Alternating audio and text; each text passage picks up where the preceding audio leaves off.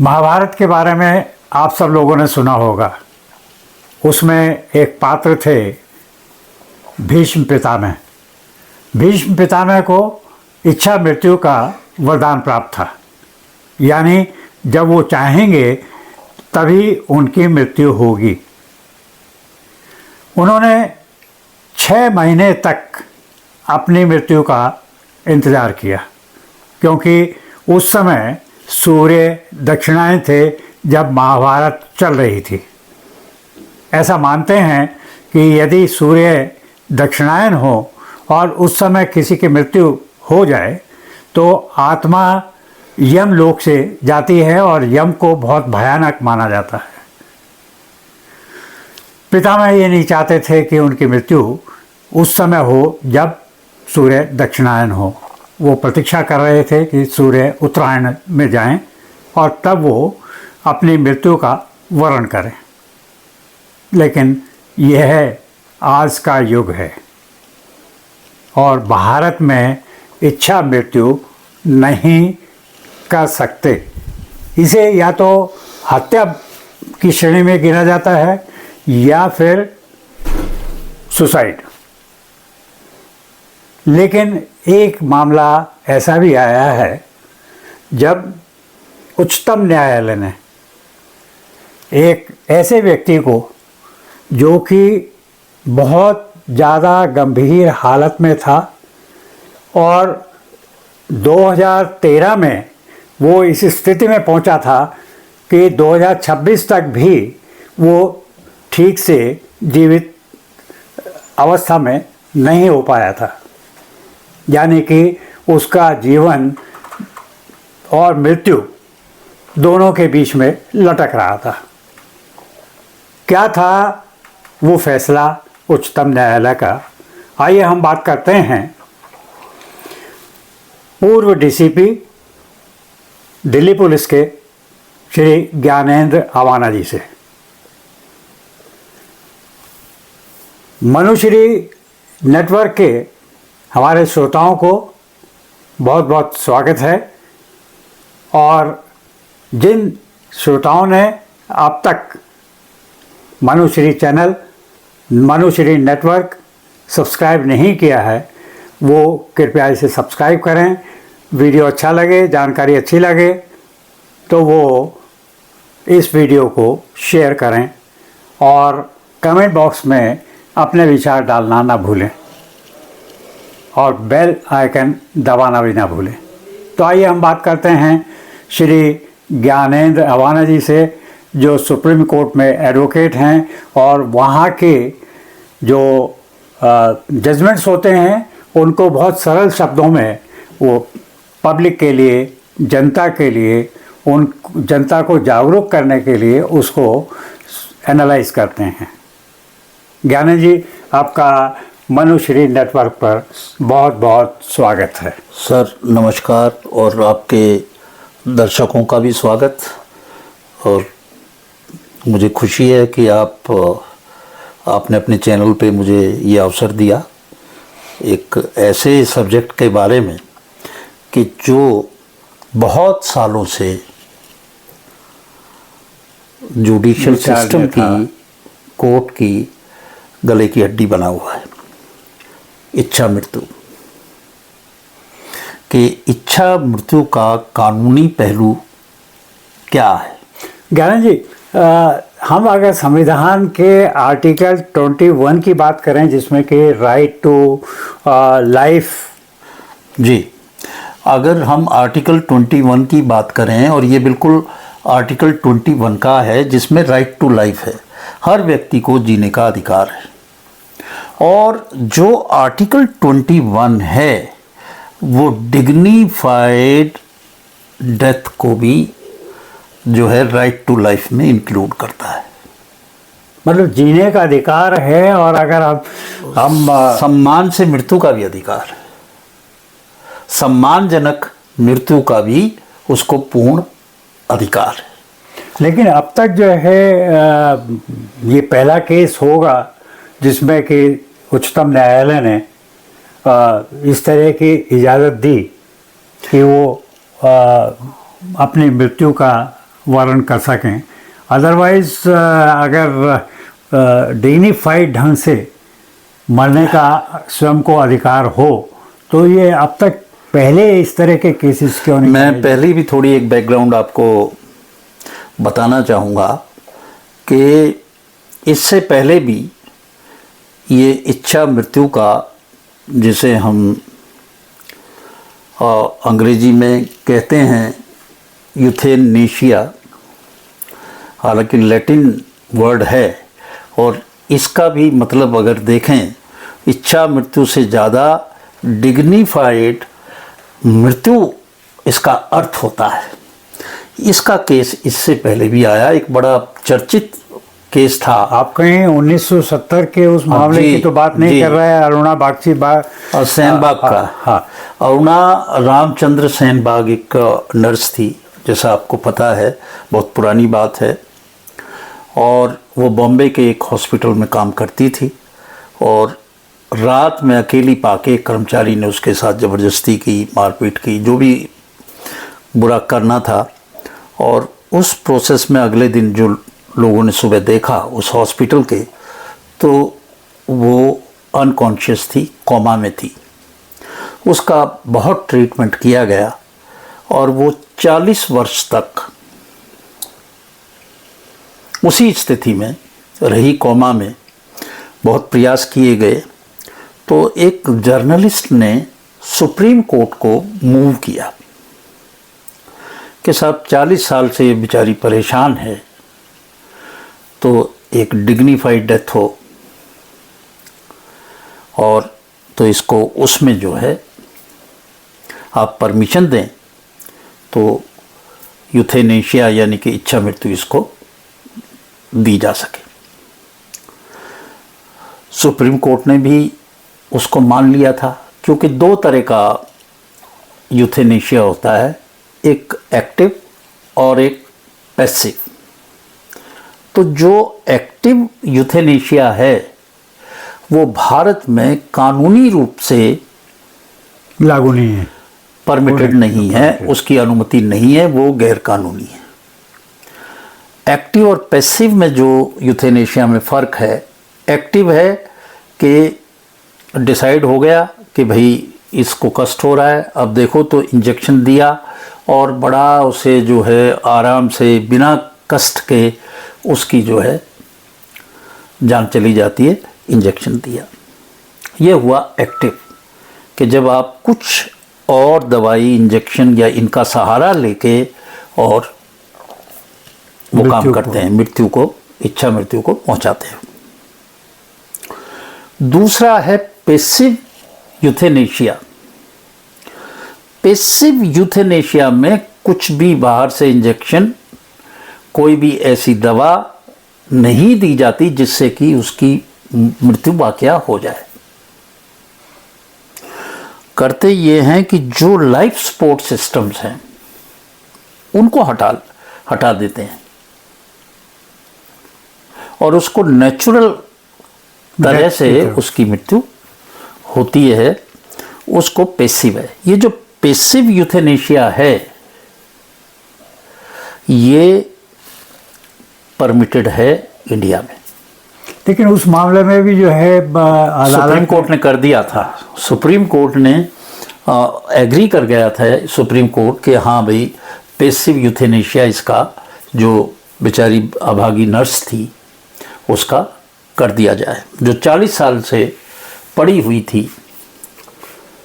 परंतु हुआ ये कि वही का जो स्टाफ थे, सारे डॉक्टर थे और मेडिकल स्टाफ था जो उससे काफ़ी जुड़ गए थे, अटैचमेंट हो, हाँ, और वो उन्हीं के हॉस्पिटल की थी। तो उन्होंने कहा कि नहीं साहब, इसकी केयर हम करेंगे और ये ना करें, और ये उन्होंने ऑब्जेक्शन फाइल किया। और वो फिर जो पैसिव यूथेनेशिया का पहला केस होता वो नहीं हो पाया। उसके बाद अब ये आया, इससे पहले जो कॉमन कॉज ने भी सुप्रीम कोर्ट को इसके बारे में मूव किया था। तो इसमें कुछ गाइडलाइंस हैं 2018 में और 2023 में। तो वो गाइडलाइंस हैं कि किन किन वजह से होगा। तो उसमें जो मुख्य बात है वो ये कि एक प्राइमरी मेडिकल बोर्ड होगा, वो एग्जामिन करेगा, फिर क्या देखेगा कि भाई वापसी नहीं हो सकती, मतलब जिस हालत में है उससे बेटर हालत नहीं हो सकती, हो नहीं सकती, वो बेचारा ऐसे ही है। हाँ। फिर दूसरा सेकेंडरी बोर्ड भी जाएगा, एक नहीं 2 बोर्ड अच्छे प्रतिष्ठित डॉक्टरों के, और वो जाके ये बात अपना अपना ओपिनियन देंगे। पहले फर्स्ट देगा, फिर दूसरा भेजा जाएगा। ये अगर उन दोनों का ओपिनियन सेम है तो फिर कोर्ट ये परमिशन दे देगा, दे सकता है। दे सकता है। तो उसके केस में भी एक मेडिकल बोर्ड का हुआ था, दूसरे तक ये हुई थी। इसमें भी जो आप अभी जो हाल फिलहाल में आपने बड़ा चर्चित केस सुना होगा, हरीश। लेकिन उस मामले में जो है क्यों नहीं उस नर्स को इच्छा मृत्यु दी गई? क्योंकि ऑब्जेक्शन लोगों ने किया, उन डॉक्टरों ने हाँ, जो ग्रुप था नॉट एज डॉक्टर उन्होंने कहा, पर जो उनके सहयोगी थे, जो काम कर रहे थे, जो साथ थे, जो कर रहे थे, हाँ, उन्होंने कहा। और ये बड़ा मुश्किल डिसीजन होता है। आप ठीक है, कोई आदमी ने कोई क्राइम किया, किसी का मर्डर किया, उसको आप डेथ पेनल्टी दे देते हैं, नॉट ए बिग थिंग, भाई ठीक है, उसने बुरा किया, उसको सामने कर दिया। अब यहाँ पे तो उसके साथ बुरा हुआ, हाँ, उसके साथ हुआ, और इतनी उसकी ये हुआ, और वो आदमी आपको कहने के लिए मौजूद नहीं। हाँ, उसके बिहाफ पे कोई उसके पेरेंट और दूसरे लोग कह रहे हैं, वो स्वयं नहीं कह रहा है, वो इस स्थिति में है ही नहीं कि वो कह सके। तो कोर्ट को ये देखना है कि ये जो एक्शन लिया जा रहा है, whether it is in the best interest of patient और नॉट। करेक्ट। उसके बेस्ट इंटरेस्ट में है या नहीं है, तो पूरा उसको एश्योर करता है। इस केस में, हरीश राणा वाले केस में भी जो रिपोर्टेड है, जजेस के आंख में आंसू आ गए जब ये डिसीजन लिया। और उनके पिताजी जो है, इसमें पिता और माता दोनों जो है प्रे कर रहे थे कि भी 13 साल से हमारा बच्चा पड़ा हुआ है और कष्ट भुगत रहा है, अब इसको मुक्ति दे दी जाए अगर आप परमिट करें तो। बड़ा भारी कलेजा। नौजवान बच्चा और माँ बाप कैसे जो हैं, आप देखें होगी कि जब ये डिसीजन कोर्ट में हुआ, ज़्यादातर लोगों की आंखें नम थी। ये इतना सेंसिटिव मसला है। हालांकि जो पहली गाइडलाइंस है उनमें ये भी है कि आदमी अपने जीते जी कुछ अपनी एक लिविंग विल बना सकता है, उसको लिविंग विल कहते हैं। उसका प्रोविज़न है कि वो कहे कि भाई अगर जीवन में कभी ऐसी स्थिति आए कि मैं किसी बीमारी से लाइफ सपोर्ट सिस्टम पे चला जाऊं, लाइफ सपोर्ट सिस्टम पे चला जाऊं और वापसी का कोई उम्मीद ना हो, और डॉक्टर उस सारी उम्मीद को ये कहते हो कि भाई ये है, तो मुझे इच्छा मृत्यु दे दी जाए, मुझे वो लाइफ सपोर्ट सिस्टम हटा दिए जाए। किस आधार पर उच्चतम न्यायालय ने इस चीज़ को माना कि इच्छा मृत्यु दी जाए और लाइफ सपोर्ट हटा के जो है, जो भी जिस भी तरीके से इच्छा मृत्यु दी जाए? दो चीज़ थी जो मेन जो है, जिनकी वजह से हो जी। एक तो आदमी को शरीर में सबसे ज़रूरी है ब्रीथिंग, श्वास लेना। तो रेस्पिरेटरी सिस्टम के लिए यहाँ पे होल करके एक ट्यूब डाल के और वेंटिलेटर लगा देते हैं, जिससे खाने के लिए पेट में ट्यूब लगा के उससे डालते रहते हैं। और मरीज जो है उसको बैड सोर हो जाते हैं, जख्म हो जाते हैं पूरे और शरीर दूसरी में। बीमारियां जो हैं उसके दूसरी साथ कई बीमारियां हो जाती है, फंगस हो जाता है, इन्फेक्शन, उनका भी फिर ट्रीटमेंट चलता रहता है, कुछ होता रहता है और उसको कोई सेंसेशन नहीं होती। जब हम आंख खोल भी ले तो उसे कुछ भी भेद नहीं है, कुछ भी पता नहीं है। सेंसेशन ये है कि मैं ये ऐसे दबाऊं तो दर्द होना चाहिए, लेकिन तो उसे दर्द नहीं हो, हो, उसको उसे चूटी काटे तो वो उसको रिएक्ट करे, इसका सेंसेशन है। जब इससे ना हो, आवाज़ दूं उसका कोई रेस्पॉन्स हो, किसी भी तरह से कोई रेस्पॉन्स ब्रेन से आ नहीं रहा है, ख़त्म ही हो गया है। तो सेंसेशन ख़त्म हो, इस तरह का लाइफ सपोर्ट हो और डॉक्टरों का जो बोर्ड है, एक नहीं 2 बोर्ड, ये कहें कि भाई इसकी रिकवरी नहीं हो सकती। नहीं हो सकती और समय काफ़ी हो गया हो। अब देखिए कई बार तो बड़े अजीब से केस आते हैं। अभी पीछे एक केस आया था, उसमें किसी एक वृद्धा को उन्होंने कह दिया कि साहब ये तो समाप्त है। उसको गाड़ी में ले जा रहे थे, गड्ढे भरा वो था रास्ता, और उसमें जो गड्ढे से वो उछल कूद हुई, उसका सांस चल गया। तो ईश्वर ने उसको तो दोबारा से जीवित कर दिया है। हाँ, वो तो है जब शॉर्ट बहुत पीरियड ही, का। हाँ। अब एक व्यक्ति 13 साल से है, उसके परिवार की क्या हालत होती है, जो अटेंडेंट्स हैं, जो उसके पेरेंट्स हैं, जो फैमिली के मेंबर्स हैं दूसरे, उनकी क्या हालत होती है। मानसिक रूप से भी इमोशनली आदमी- बेचारे टूट जाते हैं हर वक्त हॉस्पिटल में, और Financially भी पैसा भी है। बहुत लगता है। इस केस में भी 2024 में भी मूव किया था, पर 2024 में उस वक्त हाई कोर्ट ने मना कर दिया था, और जब सुप्रीम कोर्ट में ये लोग गए तो उन्होंने यूपी गवर्नमेंट को आदेश कर दिया था कि भाई आप इनकी फाइनेंशियल हेल्प कर दें, पर वो उससे कुछ हुआ नहीं।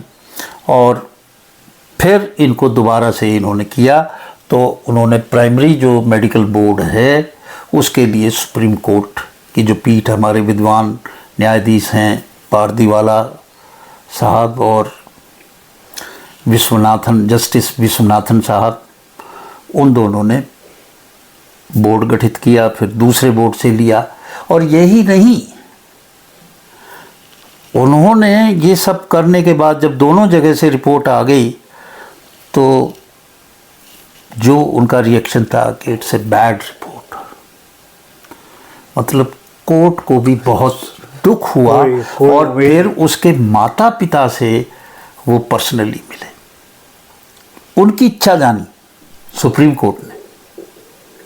और जब चारों तरफ से ये बात हुई, तो जब वो इस अनफॉर्चुनेट डिसीजन पे आना पड़ा। ये परिवार ब्रह्म कुमारी से भी जुड़ा हुआ जी। था, उन्होंने भी शायद कुछ कहा। हाँ, उन्होंने भी कहा, ब्रह्म कुमारी उससे जुड़े हुए थे, तो उन्होंने भी कहा। और एक वीडियो बड़ी वायरल हो रही है जिसमें ब्रह्मकारी उसे कहते हैं कि तुम सबसे क्षमा मानो और दूसरे हाँ ईश्वर। उसमें अपना नए जीवन की तरफ बढ़ो। तो अब आगे क्या प्रोसेस इसमें बस लीगली होता अब है? उसमें स्टेप्स हैं, उसके अनुसार वो चल रहा है ऑलरेडी। और इसमें देखिए, उस बच्चे के सारे अंग दान कर दिए उसके माँ बाप ने। बच्चा तो अभी घर पे था ना जब घर से कहा गया कि हॉस्पिटल में ले जाया जाए, और वहाँ पे ये चीज़ें हटाने के बाद भी जो नॉर्मल केयर है वो रखी जाएगी, और उससे वो अपना नेचुरल प्रोसेस से आगे जाएगा। एक खास बात है कि आप अगर ये लाइफ सपोर्ट सिस्टम रखो, तो पूछा अगर ये रखो तो मौत होगी कि हाँ होगी,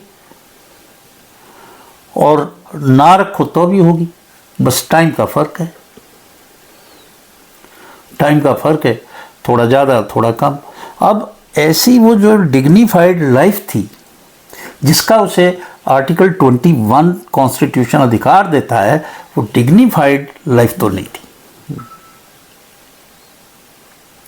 मेरे हिसाब से ये जो डिसीजन है ऐसे बहुत सारे लोग हैं, आपने देखे होंगे अपने जीवन में कि कोई 20 साल से इस तरह की हालत में, कोई 10 साल से, कोई 30 साल से, और पूरा घर जो है तबाह हो जाता है। तो उस रूह को जो है आज़ादी मिलेगी, शांति मिलेगी, और घर वालों को भी थोड़ी रिलीफ मिलेगी। ज्ञानंद जी, कुछ भी कहें, ये जो माननीय कोर्ट ने इजाज़त दी है, माननीय उच्चतम न्यायालय का जो ये फैसला है, ये मजबूरी में एक तरह से, क्योंकि है तो बहुत दुखद, और वापस वो जीवन में जा नहीं सकता व्यक्ति, और जितने दुख वो झेल रहा होगा उससे कम से कम उसे मुक्ति मिल जाएगी। उसके माँ बाप जो हैं वो माँ बाप जो ये उम्मीद कर रहे थे कि ये बेटा उनके जीवन का सहारा बनेगा, उनका जो है नाम रोशन करेगा।